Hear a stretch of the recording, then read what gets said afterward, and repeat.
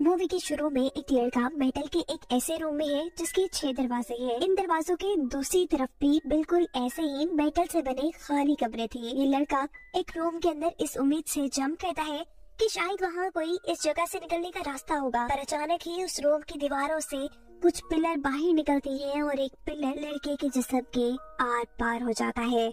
ये लड़का मर चुका था, जिससे मालूम होता है कि ये जगह एक डेथ ट्रैप है। अगले सीन में ऐसे ही क्यूब नुमा रूम के अंदर 3 लोगों को दिखाया गया है जिनको कुछ याद नहीं कि वो यहाँ कैसे पहुँचे हैं। उनके पास उनका कोई सामान भी नहीं है। इससे पहले कि ये लोग सिचुएशन को समझ पाते, एक आदमी इनके रूम में जूता गिराता है और ये जानने के बाद कि ये रूम सेफ है, वो हिरोशी नाम का लड़का इस रूम में जंप कर देता है। कुछ देर बाद इस रूम में एक लड़की भी आ जाती है और अब जब हिरोशी इस रूम से भी निकलने के लिए अपने ऊपर वाला दरवाजा खोलता है तो वहाँ से उसे लड़के की लाश आकर कमरे में गिरती है जो पिछले ही सीन में मरा था, जिसे देखकर कि सभी डर जाती हैं। एक लड़का तो दूसरे दरवाजे से यहाँ से निकलने का प्लान करता है, पर हिरोशी उसे रोक कर कहता है कि नहीं, ऐसे किसी भी कमरे में जाना सेफ नहीं है। वो अपना जूता फेंककर कमरे को चेक करता है। जूते के रूम में जाते ही तेज आग ने उसे जला दिया था, जिससे पता चलता है कि कुछ कमरों में खतरनाक ट्रैप्स हैं जो मुख्तलिफ सेंसर्स के जरिए ऑन हो रहे थे और अगर ये लोग उन ट्रैप्स वाले कमरों में चले जाते तो मारे जाते। ये सब अब जूते फेंक फेंक कर कमरों को चेक करते हुए आगे बढ़ते हैं और एक रूम में इन्हें एक ओल्ड मैन मिलता है जो बहुत ही अमीर आदमी था और काफी वक्त से इस कमरे में बंद था। उसे लग रहा था कि ये लोग उसे बचाने आए हैं, पर ये जानकर उसे सदमा होता है कि ये सब लोग भी उसी की तरह इस क्यूब में फंसे हुए थे। सभी लोग इस क्यूब से छुटकारा पाना चाहते थे, इसीलिए ये एक दूसरे की मदद करते हुए आगे बढ़ते हैं और इसी दौरान उन्हें 2 कमरों के दरमियान में 3 नंबर्स लिखी हुई एक प्लेट नजर आती है, जिसका मतलब ये लोग नहीं समझ पाते। एक लड़का अब अपना बोट दूसरे कमरे में फेंककर ये पता चलाता है कि यहाँ कोई ट्रैप नहीं है। ये सभी उसमें उतर जाते हैं। पिछले कमरे का दरवाजा ऑटोमेटिकली लॉक हो चुका था, जिसके फौरन बाद यहाँ की लाइट्स ऑफ हो जाती है और ऊपर की तरफ से शार्प ब्लेड से बने फैंस इनकी तरफ बढ़ने लगते हैं। अगला मिनट होते ही ये लोग यहीं मर जाते, पर हिरोशी होशियारी दिखाते हुए नीचे का दरवाजा खुलता है और ऐसे सभी अपनी जान बचाकर दूसरे रूम में आ जाते हैं। शुक्र कि ये लोग बच गए थे, पर फिलहाल इनकी जूते फेंक फेंक कर रूम चेक करने वाली ये गेम फ्लॉप हो चुकी थी। अब इन्हें कुछ नया सोचना था। इस मर्तबा चिहारो रूम्स के दरमियान में नजर आने वाले नंबर्स को कैलकुलेट करके एक थ्योरी देता है कि यहाँ जितने भी रूम्स हैं उनकी गेट पर इवन नंबर्स लिखे हैं, सिवाय एक गेट के जिस पर प्राइम नंबर है। हो सकता है कि उस रूम में ट्रैप न हो।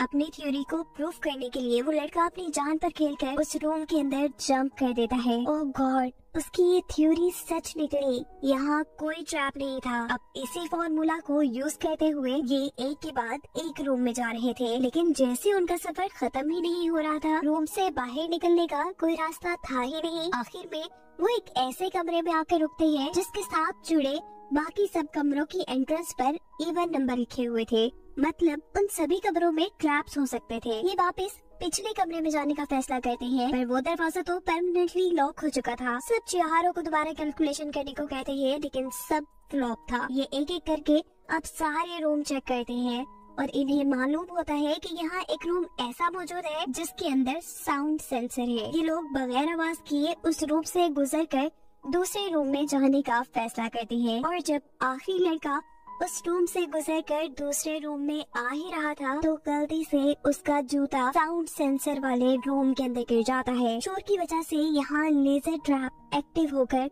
उस लड़के की टांग जख्मी हो जाती है। ये लोग दोबारा प्राइम नंबर वाली थ्योरी का इस्तेमाल करते हुए जैसे ही एक और रूम में आते हैं तो अब ये लोग परेशान हो चुके थे। ये वही रूम था जहाँ से इन्होंने आगे बढ़ना शुरू किया था।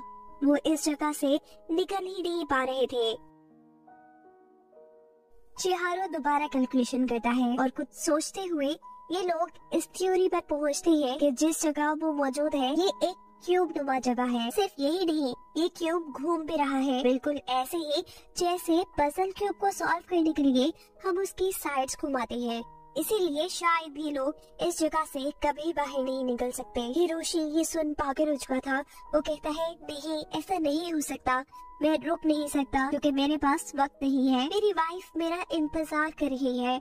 मैंने उससे वापस आने का वादा किया है। वो सभी को अगले रूम में पढ़ने का कहता है और ऐसा करते हुए जिस क्यूब में ये लोग थे वो अचानक बहुत तेजी से हिलने लगा, जिसके नतीजे में छोटा हिरोशी और उसका साथी ट्रैप क्यूब में गिर जाते हैं, जहां बहुत सी लेजर बीम्स उनके ऊपर हमला करती हैं, जिनसे ये लोग बहुत मुश्किल से ही बचते हैं। हिरोशी अपने साथियों को बचाने के लिए अपनी जान पर खेलकर उस खतरनाक क्यूब में उतर जाता है।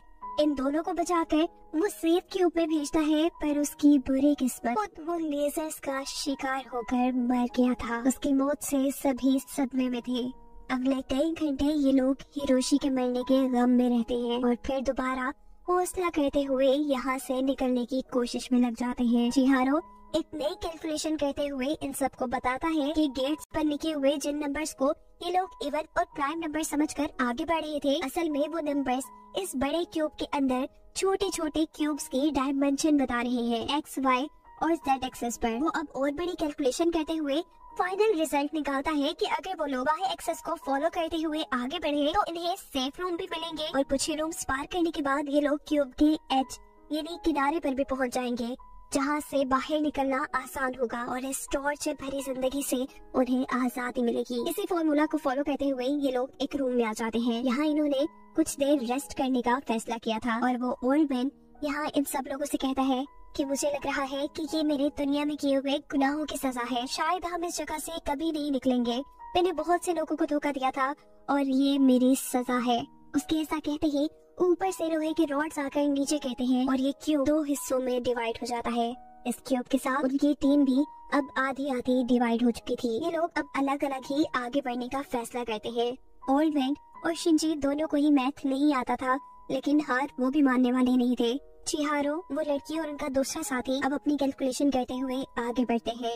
यहाँ एक स्क्रीन थी जिसमें चिहारो के साथी को उसकी पास्ट की बुरी यादें दिखाई जाती हैं, जहाँ उसके भाई पर दुनिया ने बहुत ज्यादा जुल्म किए थे। वो सुसाइड कर रहा था लेकिन उसने अपने भाई की जान नहीं बचाई। ये सब देखकर वो गम से पागल हो जाता है और अपना सर पकड़कर रोने लग जाता है। चिहारो जो छोटा बच्चा था वो भी बनने वाले लड़के की स्टोरी देखकर सदमे में इसलिए आ चुका था क्योंकि दुनिया उसके साथ भी बिल्कुल वैसा ही जुल्म करती थी। दूसरी तरफ शिंजी और वो ओल्ड मैन जूते फेंक फेंक कर रूम्स को पार कर रहे थे और यही वो ओल्ड मैन शिंजी से कुछ बुरी बातें कहता है। वो कहता है कि जवान लोग काफी जज्बाती होते हैं और ये सब सुन शिंजी को गुस्सा आ चुका था। वो गुस्से में बिना कुछ सोचे समझे उस आदमी का सर दरवाजे में रखकर दरवाजे को बार बार बंद करता है और उस आदमी को मार देता है। सीन दोबारा दूसरे ग्रुप की तरफ शिफ्ट होती है, जहाँ चिहारो उस लड़के को बुज़दिल कह रहा है क्योंकि वो ना अपने भाई को दुनिया से बचा सका और ना ही मरने से। चिहारो खुद अब बहुत ज्यादा डिप्रेस हो चुका था। वो जीना नहीं चाहता था, इसीलिए वो इस कमरे का नीचे वाला दरवाजा खोलकर एक ट्रैप रूम में जंप करने का फैसला करता है। लेकिन इस मर्तबा दूसरा लड़का अपने गिल्ड को खत्म करने के लिए चिहारो को मरने से बचा लेता है। अब ये लोग आगे बढ़ते हैं और इस रूम में जब वाई एक्सेस पर ये लोग एक दरवाजा खोलते हैं तो फाइनली उन्हें इस क्यूब से बाहर का रास्ता दिख चुका था, लेकिन बाहर बहुत ज्यादा अंधेरा था। वो एक क्यूब रूम को लिफ्ट के तौर पर काम करते हुए भी देखती हैं और इनके ख्याल में यही क्यूब लिफ्ट इन्हें बेस तक ले जाएगी। अब ये लोग एक और मर्तबा कैलकुलेशन करते हैं जिसकी मदद से ये लोग लिफ्ट क्यूब तक पहुंच सके। कैलकुलेशन करते करते ये लोग आगे ही बढ़ रहे थे कि इन्हें अब शिंजी भी मिल चुका था जो ओल्ड मैन को मार चुका था। जब ये लोग ओल्ड मैन के बारे में उससे पूछते हैं तो वो कहता है कि ट्रैप रूम में जाने की वजह से वो मर गया। खैर अब ये लोग आगे बढ़ते रहते हैं और शिंजी आखिर में जबरदस्ती इन सब लोगों को एक ट्रैप रूम के अंदर ले आता है। उसके जहन में पता नहीं क्या चल रहा था, उसे शायद इन सबको मारना था। इस रूम में आकर वो इन सबको बताता है कि ओल्ड मैन को भी उसी ने कत्ल किया था।